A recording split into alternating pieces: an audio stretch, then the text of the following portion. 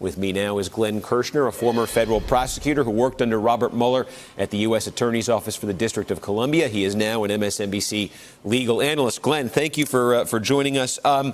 Looking ahead to Robert Mueller's testimony, I think folks think back to basically the only other time they've heard him, at least in the public square, and that was that 10-minute briefing he gave a couple of weeks ago on the contents of his report. Seemed to make clear then that if Congress called him, he would repeat the same things he did that day. Do you expect him, under questioning before these committees, to say anything more expansive, to say anything different than he did in his press conference? You know, Steve, Bob Mueller is the king of circumspection, and that tends to frustrate people.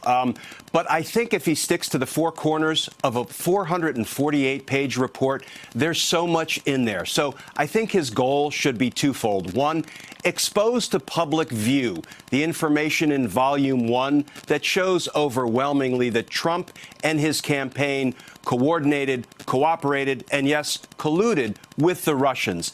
And then move on to Volume 2 and talk about the evidence. Glenn, I don't mean to interrupt you there, but the report specifically said that they could not reach that determination. So how would he do what you're suggesting?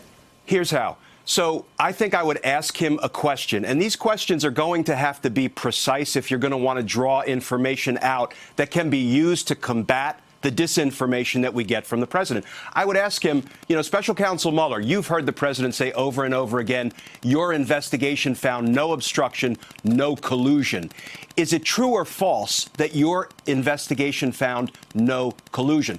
Reading Volume 1, and based on the fact that he didn't make that finding, he would have to say, that's false. We did not make a finding of no collusion. Moving on to obstruction. True or false, when the president says, your investigation found no obstruction, true or false, he's going to have to say that's false. And, Steve, I don't want to get too cute, but you could ask Special Counsel Mueller a question about the dictionary definition of the word collusion. The word collusion is nothing more than working with somebody, especially in secret, to deceive another or to gain an advantage over another.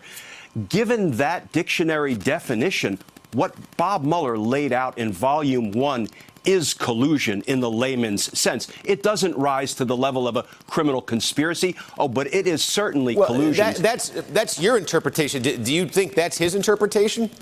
I think if he's asked the dictionary definition of the word collusion and whether the evidence that he established as reported out in Volume 1 fits that definition, I think the only accurate answer is yes, it does. But we weren't in the business of going about trying to find collusion. But, Steve, I believe there has been an epic disinformation campaign by the president and by Bill Barr and by others on this no obstruction, no collusion nonsense. So I do think the questioning will need to be precise to combat that disinformation campaign, not just to also affirmatively bring to the public's attention all of the information that's contained in the report.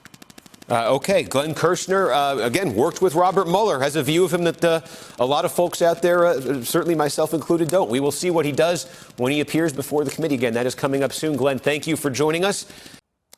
Hello, YouTubers. If you're watching this, it means you've checked out our channel, so thank you. Now do me a favor, subscribe by clicking on that button down there. Click on any of the videos to watch the latest interviews and highlights from MTP Daily and MSNBC. You can get more Beat the Press content every morning in the First Read newsletter. If you're tired of content that you don't know anything about where it came from, you don't have to have that problem with us. NBC News, MSNBC, MTP, and the Meet the Press mindset right here for you on YouTube. Subscribe now.